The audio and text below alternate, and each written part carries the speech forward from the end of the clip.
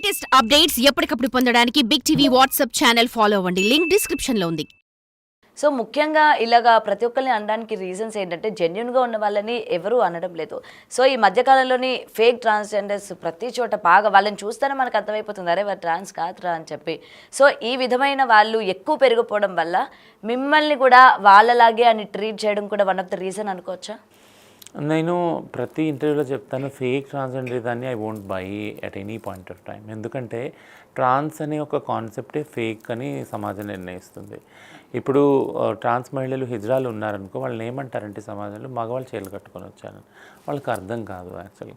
ఎందుకంటే సమాజంలో జెండర్ అనేది, సెక్స్ అనేది బైనరీలోనే ఉంది, ఆడ మగగానే ఉంది. ప్రతి ఒక్క పాలిటిక్స్ చూసుకోండి, ఆడమగగానే ఉంటుంది, వాష్రూమ్స్ నుంచి అన్నిటి నుంచి కదా. ఇది మనకు నేర్పిస్తాం మనం చిన్నప్పుడే, మన పిల్లలప్పుడే నేర్పిస్తాం ఆడమగనే ఉన్నారు అని. అక్కడ ఎప్పుడైతే ట్రాన్స్ వాళ్ళు కూడా ఉన్నారు అనే ఒక నాలెడ్జ్ వెళ్ళదో సమాజంలో, ట్రాన్స్ వాళ్ళు పక్కన ఉంచబడతారనమాట. వాళ్ళ పట్ల వివక్ష జరుగుతుంది, వాళ్ళు ఫేక్గానే సమాజం ట్రీట్ చేస్తుంది. సో ఫేక్ అన్నదాన్ని మేమందరం దాన్ని భరిస్తూ వస్తున్నాము. ఆ ఫేక్ అనేది లేదు. ఫేక్ ఇప్పుడు కొంతమంది మీరు అన్న ఎగ్జాంపులే తీసుకుంటాం, కొంతమంది మగవాళ్ళు చీరలు కట్టుకున్నాడు, వాళ్ళు మగవాళ్ళే, వాళ్ళు ట్రాన్స్ కాదు యాక్చువల్గా. మగవాళ్ళే చీరలు కట్టుకుని అడుగుతున్నారు. ఆ అడుక్కోవడం అయిపోయినాక వాళ్ళు ఇంటికి వెళ్తారు, వాళ్ళ భార్యలు పిల్లలు హ్యాపీగా ఉంటారు, ఫ్యామిలీ అంతనా. అలానే గవర్నమెంట్ ఇచ్చిన వెల్ఫేర్ స్కీమ్స్ అన్ని తీసుకుంటారు ఆడ మగ వరుసలో నుంచొని మళ్ళీ. బట్ మేమనేది ట్రాన్స్ వాళ్ళు అలా కాదు. ట్రాన్స్ వాళ్ళు ఒక సెక్స్లో పుట్టి ఇంకో సెక్స్లో ట్రాన్సిషన్ అవుతారు, సర్జరీస్ చేసుకుంటారు, ఇవన్నీ ఉంటుంది కదా. సో ఆ ఐడెంటిటీ వాళ్ళతో వాళ్ళు ఉంటారు, జీవిస్తారు, జీవితాంతం ఉంటారు.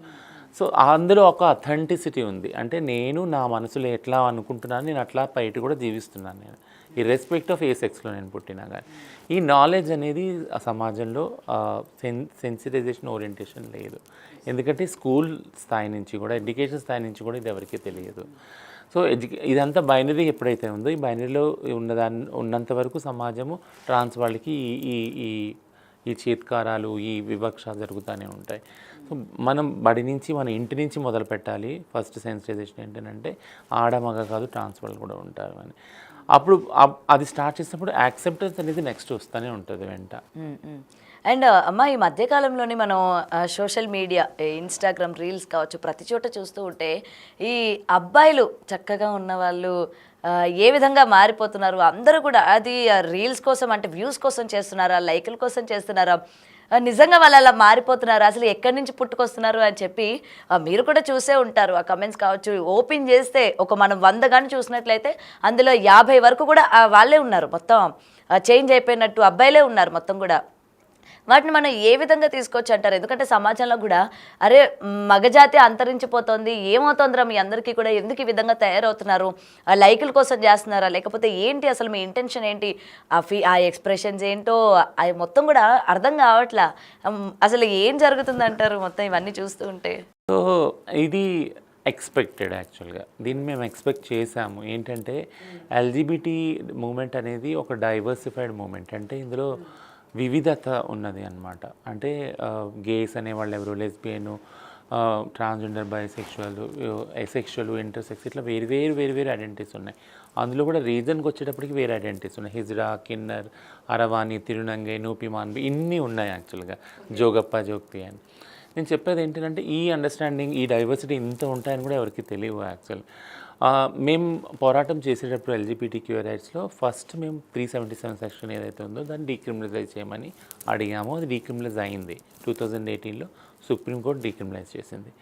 అప్పుడు ఒకలాంటి స్వతంత్రం ఎల్జిబిటీ కమ్యూనిటీస్కి వచ్చింది. బట్ ఈ స్వతంత్రము ఎల్జిబిటీ కమ్యూనిటీస్కే కాదు, వేరే సమాజంలో ఉన్న వేరే వాళ్ళకు కూడా ఇప్పుడు దీన్ని ఎలా అటాక్ చేయాలనే ఒక దారి కూడా చూపించింది అది.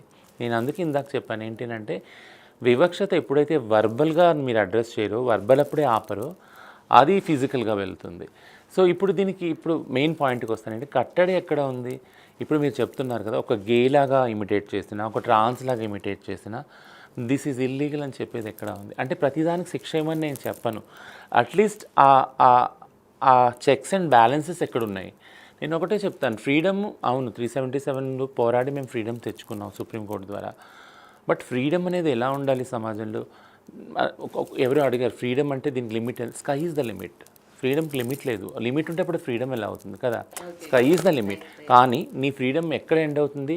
నువ్వు ఎప్పుడైతే వేరే వాళ్ళ ఫ్రీడమ్ని కాంకర్ చేస్తావో అక్కడ నీ ఫ్రీడమ్ ఎండ్ అయిపోతుంది. You should not invade others freedom actually.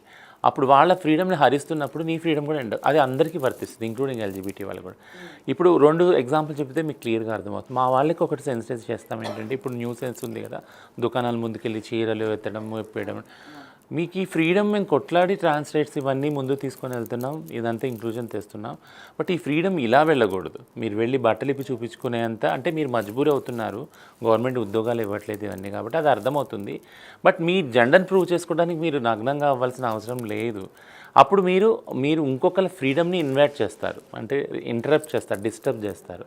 Freedom అనేది ఉండాలి, బట్ వేరే వాళ్ళ ఫ్రీడమ్ని హరించకూడదు. అక్కడ ఆడవాళ్ళలాగా మీరు కనపడుతున్నారు చీరలు కట్టుకొని, మీరు ఎప్పుడైతే వివస్త్ర అయిపోతారో ఆడవాళ్ళ మీద ఇంపాక్ట్ కలుగుతుంది అది కదా.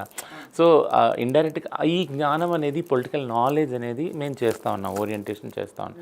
అదేవిధంగా గవర్నమెంట్తో పనిచేస్తున్నామంటే మీరు వెంటనే మా వాళ్ళకి ఉద్యోగాలు, ఎడ్యుకేషన్ ఇవన్నీ కల్పించండి. ఈ భిక్షాటన, సెక్స్ వర్క్ నుంచి వెళ్తారు వాళ్ళు, ఈ దారి నుంచి వెళ్ళి వేరే దారిలోకి వెళ్తారు. ఇంకేంటంటే బట్ వీళ్ళకి చెప్పగలుగుతున్నాం, గవర్నమెంట్కి చెప్పగలుగుతున్నాం. సమాజాన్ని ఓరియంట్ చేసేది ఎవరు? There is no mass sensitization program at all. To be frank, కేరళలో ఫస్ట్ ట్రాన్స్జెండర్ రైట్ గురించి సెన్సిటైజేషన్ చేద్దాం అనుకుంటే కోలీవుడ్ అంతా నిలబడ్డారు ట్రాన్స్జెండర్ కమ్యూనిటీ తోటి. వాళ్ళకున్న చిన్న బడ్జెట్లోనే ఇయర్లీ ఒక ఈవెంట్ ప్లాన్ చేశారు. ఏంటంటే యాక్టర్స్ అందరూ కూడా ఒక 1 day ఈవెంట్లో దే విల్ వాక్ అనమాట, ర్యాంప్ మీద వాక్ చేస్తారు అలాంగ్ విత్ ట్రాన్స్జెండర్స్ అన్నమాట. That itself is a mass sensitization కదా. అంటే ఆ వివక్షతని, అన్టచబిలిటీని, దీని అన్నింటినీ అడ్రస్ చేస్తారు. ఇంకేంటంటే we need to be more cautious. సమాజంలో ఇట్లాంటి వివక్షత వస్తుంది అన్నప్పుడు సెన్సిటైజ్ చేయవలసిన బాధ్యత గవర్నమెంట్కి ఉంది, కమ్యూనిటీకి కూడా ఉంది. బట్ సమాజం కూడా అర్థం చేసుకోవాల్సిన ఒకటి ఏంటంటే, మనము ఇలాంటి వివక్షత చేస్తే this will hurt and the hurt will lead to, మనం ఈరోజు ఒక అబ్బాయి ఒక అమ్మాయిలా చీర కట్టుకొని ఏదో సమ్ రీల్ చేసి వదిలిపోతాడు, బట్ ఆ ఇంపాక్ట్ ట్రాన్స్ వాళ్ళ మీద చాలా పడుతుంది. దట్ విల్ లీడ్ 2 విధాలకు పనిచేస్తుంది. ఏంటంటే ఎవరైతే ఇంకా రాలేదో ట్రాన్స్ అని బయటకి, వాళ్ళకి ఇంకా క్లోజెట్లోకి వెళ్ళిపోయేలా చేస్తుంది. అమ్మో ఇలా బయటకు వస్తే ఇలా చేస్తారు, నన్ను ఇలా గేలి చేస్తారు, వెళ్ళకోవడం చేస్తారు అనేది వాళ్ళు ఎప్పటికీ జీవితంలో బయటికి రాలేదు. వాళ్ళు ట్రాన్స్లాగా జీవించలేదు ఎప్పుడు కూడా. అప్పుడు చాలా కుమిలిపోతారు, హ్యూమిలియేషన్కి ఫీల్ అవుతారు. ఇదొకటి అవుతుంది. రెండోది ఏంటంటే, మీరు అట్లా నవ్వు ఎగతాళి చేసినప్పుడు అది అలవాటు అయిపోతుంది, ఒక కల్చర్ అయిపోతుంది, ఒక సంస్కృతి లాగా బయటికి వెళ్ళి వీళ్ళనే కదా, వీళ్ళ మీద రీల్ చేయొచ్చు, తిట్టచ్చు, ఏమన్నా చేయొచ్చు అని. అది ఎప్పుడైతే కల్చర్ అవుతుందో, verbal culture will lead to physical violence. Right. అయితే ఒక క్వశ్చన్ అడగాలనుకుంటున్నా, ట్రాన్స్జెండర్స్లోని పెళ్లి చేసుకొని సంతోషంగా ఉన్న వాళ్ళు ఎంతమంది ఉన్నారు? ఉన్నారు, చాలామంది ఉన్నారు. అంటే లా లేనంత ప్రకారము పెళ్లి చేసుకోరని లేదు, చేసుకొని సుఖంగా లేరని లేదు. సో మంచి ప్రశ్న. ఎందుకంటే చాలా రోజులు నేను అంటే ఎల్జిబిటీ మూవ్మెంట్ అంతా కూడా మ్యారేజ్ అనే ఇన్స్టిట్యూషన్కి వ్యతిరేకం. ముఖ్యంగా క్యూయర్ విమెన్, ఎవరైతే విమెన్ ఉన్నారో ఎల్జిబిటీక్యూఐలో, వాళ్ళు ఎగెనెస్ట్గా ఉన్నారు. ఎందుకనంటే విమెనే ఈ ఇన్స్టిట్యూషన్లో చాలా బాధలు పడుతూ ఉన్నారు. పెళ్ళి అనేది అంటే ఇప్పుడు ఎవరో తెలియని ఒక మగ వ్యక్తిని తల్లిదండ్రులు తీసుకొస్తారు, పెళ్లి చేసుకోవాలి, తనతోటి ఏమన్నా కానీ తనతోటి లైఫ్ అంతా చేయాలి. ఆ మగాడికి చాలా చాయిస్ ఉంటుంది, బట్ ఆడవాళ్ళకి ఏ చాయిస్ ఉండదు కదా.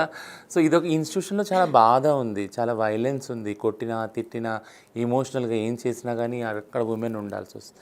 దీన్ని క్యూయర్ ఉమెన్ ముందే అన్నారు, లేదు అసలు ఆ మ్యారేజ్ ఇన్స్టిట్యూషన్ మాకు వద్దు అని. అలా అని ఎల్జిబిటీ దానిలో మ్యారేజ్ ఒక డిమాండ్ అయ్యి లేదంటే ఉంది, ఖచ్చితంగా ఉంది. బట్ ఇప్పుడు నేను మెయిన్ ఆడ మగ మధ్య ఉన్న మ్యారేజ్ రిలేషన్షిప్కి ఎల్జిబిటీలో ఉన్న మ్యారేజ్ రిలేషన్షిప్ మధ్య డిఫరెన్స్ చెప్తాను. ఏంటంటే ఇక్కడ తల్లిదండ్రులు ఒక ఫ్యామిలీ, ఒక బ్యాక్గ్రౌండు, ఒక కాస్ట్, రిలీజన్ ఇవన్నీ పెద్ద రోల్ ప్లే చేస్తాయి కదా. వాళ్ళు చూసి తెలియని వాళ్ళు ఎవరో తీసుకొచ్చి పెళ్లి చేసేస్తారు, అయిపోతుంది. ఇక్కడ అలా జరగదు ఎల్జిబిటీ దానిలో. ఒకళ్ళనొకళ్ళు ఫస్ట్ చూసుకుంటారు, అండర్స్టాండ్ చేసుకుంటారు. ఆ లవ్, ఎఫెక్షన్, ఇమోషన్స్ అనేవి ఒకళ్ళిద్దరి మధ్య జనరేట్ అవుతుంది. కొంత టైం పడుతుంది. అది యాక్చువల్గా తెలుసుకున్నాకనే దే విల్ లివ్ ఇన్ రిలేషన్లో ఉంటారు, లేదా పెళ్లి చేసుకోవాలని నీడ్ ఉంటే చేసుకుంటారు. సో థింగ్ ఏంటంటే, మార్పు ఎక్కడ గమనించాలి అని అంటే, లివింగ్ రిలేషన్లో ఉన్నవాళ్ళు చాలామంది ఉన్నారు ఎల్జిబిటీ కమ్యూనిటీలో when compare to women and men. పెళ్లి చేసుకున్న వాళ్ళు తక్కువ ఉన్నారు. అంటే పెళ్లి చేసుకున్న వాళ్ళు కూడా సమాజంలో మాకు లేవు రైట్స్ అంటే మాకు ఎందుకు ఇవ్వలేదు అని ఎదిరించి వెళ్ళి పెళ్లి చేసుకున్నారు యాక్చువల్గా. అంటే we will show that we can also get married and we can also like ఎలా అయితే మగవాళ్ళు ఆడవాళ్ళు కలిసి జీవిస్తున్నారు ఇన్ని సంవత్సరాలు, అలా మేము కూడా చూపిస్తామని చేసుకొని జీవించిన వాళ్ళు, చూపించిన వాళ్ళు చాలామంది ఉన్నారు. సో బట్ కానీ ఈ ఏదైతే మీడియా ఇదంతా సోషల్ మీడియా ఉందో అందులో బయటికి రాకుండా చాలామంది ఉన్నారు. ఎందుకంటే that will impact there life కదా. కొంతమంది పెళ్లి చేసుకున్నారు, పిల్లల్ని అడాప్ట్ చేసుకున్నారు, చట్టాలు లేనప్పుడు ఏదో ఒక టైంలో ఎవరో ఒకరు అటాక్ చేయొచ్చు వాళ్ళ మీద. అందుకని చాలా సీక్రెట్గా చాలా తక్కువ సోషల్ లైమ్లైట్లో ఉంచుకొని వాళ్ళ పర్సనల్ లైఫ్ని వాళ్ళు ఉన్నారనమాట. For more videos like this, subscribe Big TV channel.